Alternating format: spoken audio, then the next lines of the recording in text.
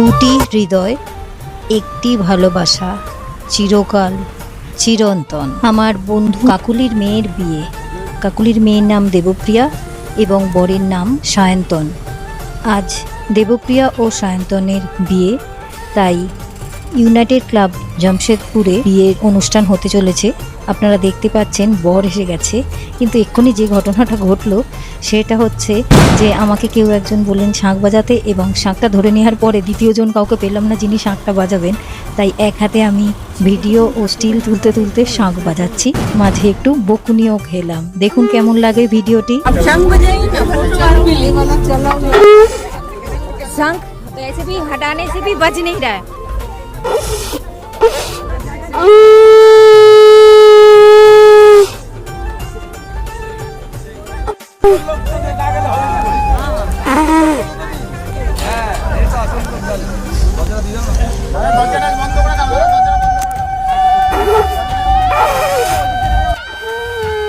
এই একটি দিনই কনে, বর এবং মেয়ে ও ছেলের বাবা মা এবং ঘনিষ্ঠ আত্মীয় বন্ধুরা বেশ সেলিব্রিটি অ্যাটেনশন পান। বিভিন্ন প্রফেশনাল ক্যামেরাম্যান কখনো বলেন এদিকে তাকান, কখনো বলেন ওদিকে তাকান, ব্যাপারটা মন্দ নয়। আর আমাদের মতো যারা অ্যামেচার ছবি তোলেন, ছবি তুলিয়ারা, তারা এপাশ ওপাশ থেকে উঁকি ঝুঁকি মেরে যেটুকু রেকর্ড করতে পারেন। যাই হোক, আমি শাঁখটা বাজিয়ে চলেছি যে আমার হাট আরও ভালো থাকবে এই ভেবে। দেখুন আগে কি হয়। বাঙালি বিয়েতে জামাই বরণ হলো বর যখন কনের বাড়িতে পৌঁছয় বা যেখানে বিয়ে অনুষ্ঠান হচ্ছে সেখানে পৌঁছয়, তখন তাকে আনুষ্ঠানিকভাবে স্বাগত জানানোর একটি ঐতিহ্যবাহী আচার। কনের মা বা পরিবারের প্রবীণ নারীরা বরণডালা, যাতে দূর্বা, ধান, প্রদীপ, চন্দন ইত্যাদি থাকে, সেটি দিয়ে বরের কপালে তিলক পরিয়ে উলুধ্বনি ও শঙ্খ বাজিয়ে মিষ্টিমুখ করেন, যেটি পরিবারে জামাইয়ের গ্রহণ ও শুভকামনার প্রতীক।